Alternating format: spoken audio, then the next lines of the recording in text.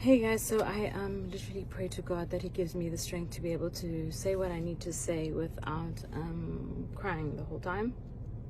But I do realize I have been trending today, and things have been said about me to all my true supporters and followers.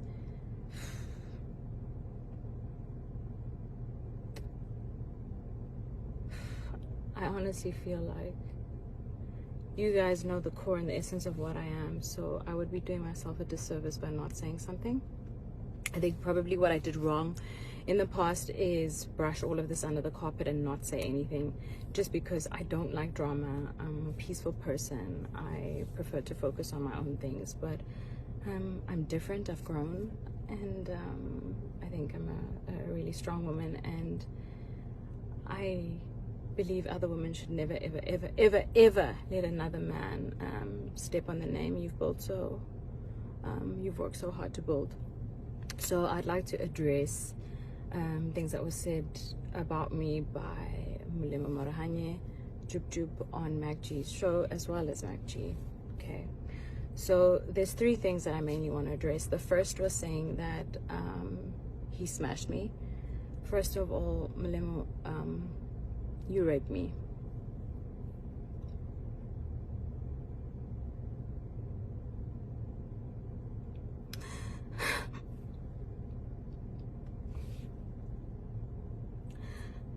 I was raped for 2 years solidly.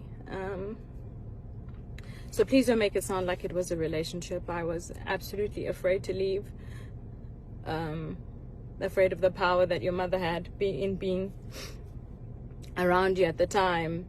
I was aware of the stifling and sifting of money your mother was doing with Oprah. So, and also what you guys did in terms of Muti and medicine, which you made me believe my life would be at danger if I spoke up. So, no, you didn't smash me. You forcefully opened my legs and forced yourself on me numerous times for 2 years, and made me believe I had no way out.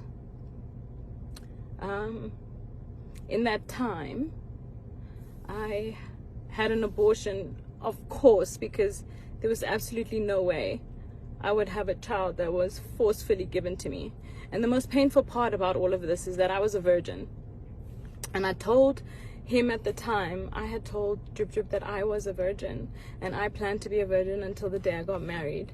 And the first time he raped me, the next morning, I had been trying to get hold of my friend the whole night who lives in my building, but the next morning when he eventually did open the door, and he can be a testimony to this, is Richard Lukunku, you know, I came to you because I didn't know what to do, and I came to you crying for help. I was afraid, so afraid. And I'm telling this story because, you know what, I genuinely believe that God allows certain things to happen. Your journey or the burdens that you face or the things that you go through, they happen for a reason, guys. And I genuinely believe this burst or this thing that's happened is for me to empower other women, to let them know to, one, never accept emotional abuse and rape the way that I did for 2 years straight. And also, if it has happened to you, turn your life into something really, really strong and powerful, which I have done, and I've really tried to mind my own business. But what I will not stand for is for you to degrade my name. I don't understand why you have an interview and you have to speak about me. You are at such a low point in your life that you should actually be spending your time apologizing for the children that you killed because you were high. Instead, you are trying to bring my name, that I've worked so hard to build the success that I have, okay? The woman that you knew back then, she doesn't exist, okay? I'm no longer afraid. You cannot bring me down, break me apart. Yes, you may have raped me for 2 years solidly. And I want people to know the criminal that you really are. I really wish, you know, that you served a longer jail time, that you were still in prison.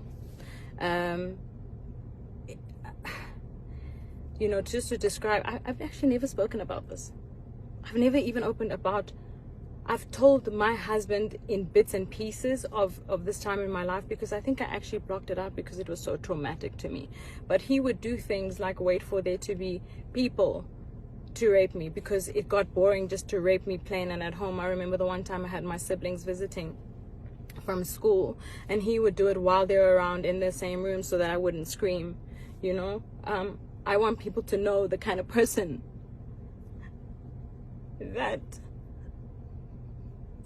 I dealt with. God, this is so not on brand. What the... You know, so I will not allow my name to be dragged in the dirt, and to have some man speak about me like, you're so smooth, you managed to smash me. You didn't smash me, you raped me. You raped me, and I was still a good enough person, and I never ever spoke about it. I focused on my own and carried on with my own life. But what I will not do is let you destroy my name. I wrote a few notes so that I don't forget everything. And the other thing that you said is, I left you because I saw a picture with Kelly. I just want people to know that I left because he tried to kill me. He suffocated me. He literally suffocated me. And I remember that day so vividly. It was like, I prayed to God for the strength to kick him off, which I did. He had locked all the doors. He would lock me in the house sometimes, take my car, monitor my movements. I was in varsity at the time. I would not always be allowed to have my own car. I wouldn't be allowed certain friends.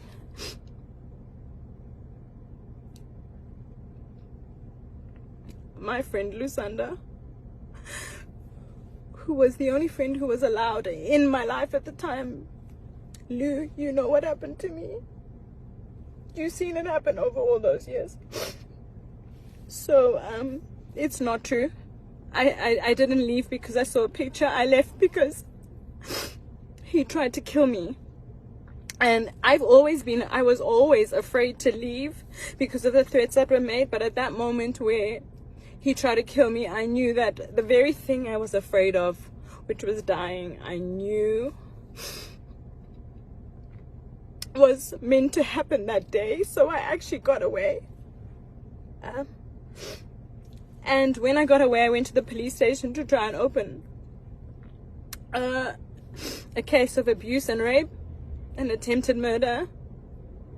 And the police officer said to me to go home and think about my decision, because she is so sick and tired of women coming to report their boyfriends and husbands only having to take them back after all the abuse. So I just wish I had more information about how to get out and how to deal with rape and what it is that you should do when it happens to you. But in the beginning stages, when it happened to me, I would reach out to my friends and they didn't do anything. One of my friends still today calls me and says he regrets not helping me. I mean, the first time it happened, he literally gave me a Christian book to read and we prayed. But that's what I did. So trying to find my strength. Anyway, so that was the real reason I left. I left because my life was in danger, and I tried to open a court case. I tried to open a case against him, and our police system failed me. The lady sent me home because she says that women always go back to gender-based violence. I don't speak about these things publicly, but if you know me and you follow me, you will know that with my skincare business, during Women's Month, we donated money to Future Females to help build homes for gender-based violence for women.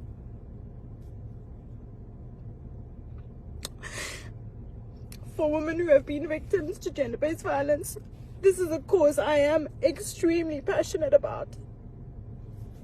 And it's enough. My name will not be destroyed by a man ever again. The other thing that I would like to address, sorry, my phone cut, is saying that I specifically came to visit Mulemo in prison on some personal visit. All right, so DJ Spoo, actually, I do a lot of charity work. DJ Spoo called me and said, would I be keen to do some charity work? There are some prisoners in the cells who have decided to change their lives around, who have been studying, and they're having a graduation. So I actually went there for a charity event. I had no idea that Molemo was one of the criminals locked up in that very prison. I had no idea he would be there. I had no idea there would be media there. I went there for a charity event, and in fear, I panicked. He asked for a photo. I took the photo and did my best to smile. But I did not go there to visit him.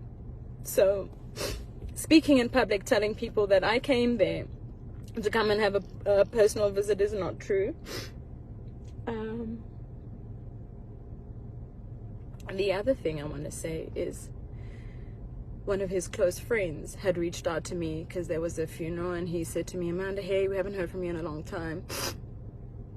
You know, what happened to you? And I said, well, you know, to be blatantly honest, your friend has been raping me. I endured rape for 2 years, so I don't ever want to see him again. And he said, why didn't you say something? Because we've had so many out-of-court settlements for him doing similar things to different women. So, Mac G, Molemo, Marahanyo, Jub Jub, both of you, for the fact that you, especially Mac G, you find gratification of not verifying facts for your own personal gain and financial standing, when you could potentially be destroying people emotionally, not knowing what they have been through. I urge any woman who have been abused, raped by both Magji or Molemo to come forward. And Kelly Kumala, I just want to say, I believe you. And I think you're an incredible mom. I don't need to know the details because I endured the trauma myself. And I know you probably fought to be alive too. So,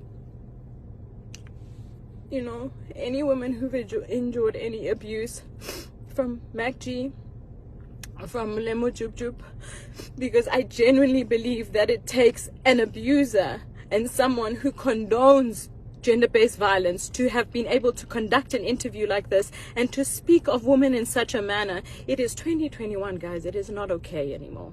Okay, we may have accepted your abuse before. Our parents and grandmothers before us may have accepted it, but this stops here. Okay, I am the example. If there's any of those women who have been abused by these men, I urge you to please DM me, come forward, and we will fight them together, because I'm not afraid anymore. Okay, and evidently they're using my name in their interviews for relevance, because I'm quietly focusing on my career, which is very successful at that. God has been so good and gracious to me. But I also believe that God would have not allowed these things to happen to me if there wasn't a purpose and a reason for it. Okay? So if you've gone through this by these men, please reach out to me and we'll fight them. We have a very big problem of gender-based violence in this country. And I think that the change will only start if we start to speak up. It needs to stop, guys. It's not okay. And you need to know that if you have been a victim of this and this has happened to you, you have not done anything wrong. And it is absolutely okay to stand up for yourself. And it doesn't matter what anybody thinks. And don't worry, my biggest thing was, would people believe me? And that was my biggest thing. And the second thing was, would it affect my work? You know, as a female, I genuinely believe we're always fighting double time against the opportunities that men have. So I didn't want to create any problems for myself. I just wanted to make sure that I was successful at all costs. And although that's what I may have wanted, I realized that putting this, I literally stored this under a rug and I hoped that I would forget about it, but I never dealt with it. And listening to a podcast like that, having it played back to me, I cannot believe that somebody would fabricate that amount of lies Malemo, I don't know. Obviously, I know why. This is for clout. Here's my attention. You wanted my attention. You got it. But this time, you're getting my attention. And I'm fighting for every single person who has been abused, harassed, and raped. It stops here. It stops now. You no longer have to accept this. And MacG, you will no longer use a female's name for your financial gain. Your publicity of your podcast is not more important than the safety of our women. Okay, the change starts with us. If we don't protect our women, which you two have both done a terrible job at doing, I'm going to change that narrative. Okay, it stops here. It stops now. I'm actually really proud of myself for speaking up about this and telling my story. For years, I was traumatized. I remember literal flashbacks of my younger sister and I literally running away from the house because we were afraid.